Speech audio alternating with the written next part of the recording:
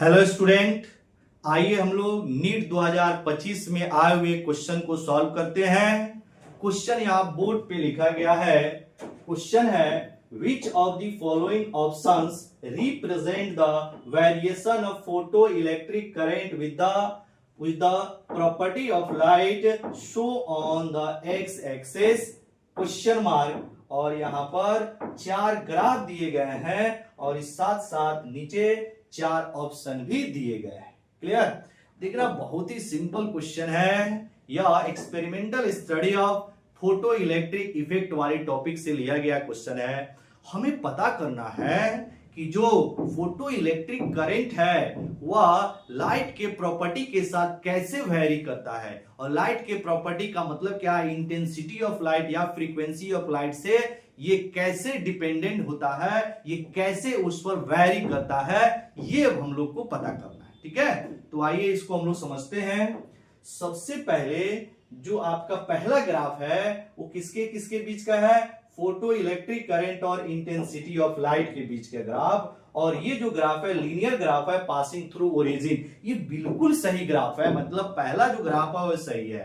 कहने का मतलब है जो फोटो इलेक्ट्रिक करंट जो होता है वह आपका डायरेक्टली प्रोपोर्शनल होता है इंटेंसिटी ऑफ लाइट के। जितना ज्यादा इंटेंसिटी ऑफ लाइट होगा नंबर ऑफ इजेक्टेड इलेक्ट्रॉन्स बढ़ेंगे और नंबर ऑफ इलेक्ट्रॉन्स बढ़ने से फोटो इलेक्ट्रिक करंट का वैल्यू बढ़ेगा।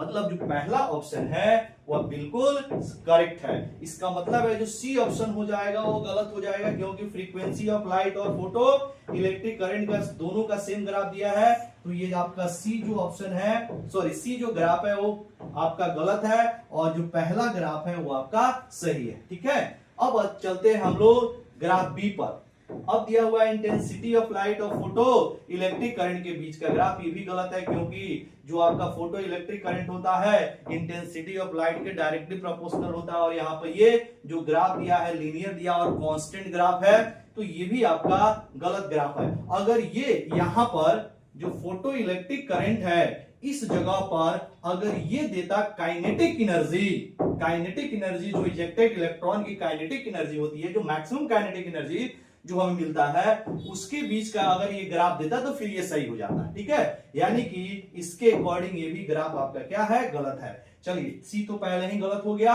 अब आइए डीप ग्राफ पर। अब यहां पर दिया है फ्रीक्वेंसी ऑफ लाइट और फोटो इलेक्ट्रिक करंट के बीच का ग्राफ। ये भी आपका गलत है। तो फ्रीक्वेंसी ऑफ लाइट और अगर यहां पर पोटेंशियल डिफरेंस, सॉरी जो आपका स्टॉपिंग पोटेंशियल है उसके बीच का ग्राफ होता तब ये ग्राफ सही हो जाता। ठीक है, यानी कि फ्रीक्वेंसी ऑफ लाइट और यहाँ पे स्टॉपिंग पोटेंशियल के बीच का ये ग्राफ सही था। लेकिन फोटो इलेक्ट्रिक करंट और फ्रीक्वेंसी ऑफ लाइट के बीच का ग्राफ ऐसा नहीं होता है, इसीलिए ये भी आपका ग्राफ जो है वो गलत है। तो अगर हम लोग ध्यान से देखें इन चारों ग्राफ में तो बस एक ही ग्राफ जो है वो सही है जो ए में लिखा हुआ है। तो अब यहाँ पे जो 4 ऑप्शन दिया है, पहला ऑप्शन में लिखा है ओनली ए, दूसरा ऑप्शन में लिखा है ए एंड सी, तीसरा ऑप्शन में लिखा है ए एंड ए और चौथा ऑप्शन में लिखा है बी एंड डी। यानी कि सिर्फ एंड सिर्फ जो आपका ए वाला ग्राफ है वही सही है। इसका मतलब है कि जो आपका ऑप्शन ए है ओनली ए, यही आपका करेक्ट ऑप्शन हो जाएगा, यानी सही ऑप्शन हो जाएगा पहला। क्लियर? तो आई होप आपको ये वीडियो जरूर समझ में आया होगा, सॉल्यूशन अच्छे लगे होंगे। तो आप क्या करेंगे? वीडियो को लाइक करेंगे, ज्यादा से ज्यादा अपने दोस्तों में शेयर करेंगे और चैनल को सब्सक्राइब भी करेंगे। Thank you.